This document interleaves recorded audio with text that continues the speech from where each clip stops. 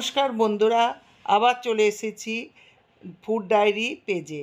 আজকের আরেকটি রেসিপি পনির বাটার মশলা। প্রথমে আমি পনিরগুলোকে পিস পিস করে কেটে নেব। তারপরে হালকা কুসুম জলে পনিরগুলোকে ভিজিয়ে রেখে দেব। একটা কড়াইতে আমি 2 চামচ সাদা তেল নেব।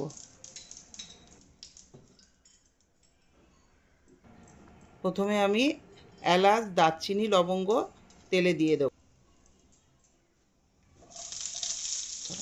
তারপরে আমি কেটে রাখা পেঁয়াজগুলো দিয়ে দেব। তারপরে আমি 1 চামচ লবণ দেব। তারপরে টমেটো কুচি দেব আর চিড়ে রাখা কটা কাঁচা লঙ্কা দিয়ে দেব।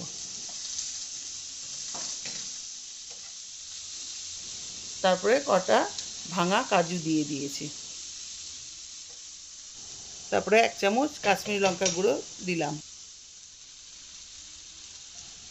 1 চামচ হলুদ দিয়ে দিলাম। তারপরে 1 চামচ চিনি দিয়ে দিলাম।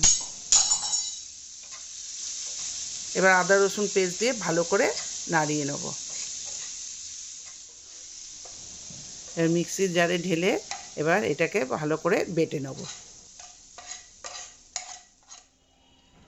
আবার কড়াইতে কিছুটা তেল দিয়ে দিলাম। ঝিরি করে পেঁয়াজ কেটে রেখেছিলাম সেটা দিয়ে দিলাম। এবার পেঁয়াজটা একটু লাল করে ভেজে নিলাম। 1 চামচ টমেটো বাটা দিয়ে দিলাম। ছোটো চামচের 2 চামচ কাশ্মীরি লঙ্কা গুঁড়ো দিলাম। 1 চামচ ধনে গুঁড়ো দিয়ে দিলাম। এবার একটু ভালো করে নাড়িয়ে নিলাম। কিছুটা বাটার দিয়ে দিলাম।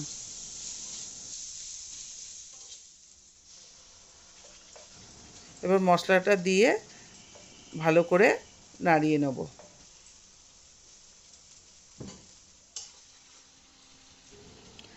এবার মেথি পাতা হাতে ঘষে দিয়ে দেব। কিছুটা স্বাদ মতন লবণ দিয়ে দেব।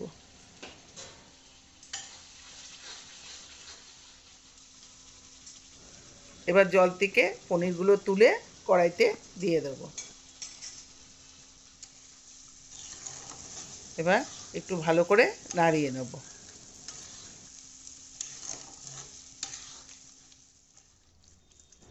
তারপর একটু বাটার ঘষে আবার দিয়ে দেব। এবার আমার তৈরি হয়ে গেল পনির বাটার মশলা। এবার ফেস ক্রিম দিয়ে সাজানোর পর তৈরি হয়ে গেল আমার পনির বাটার মশলা।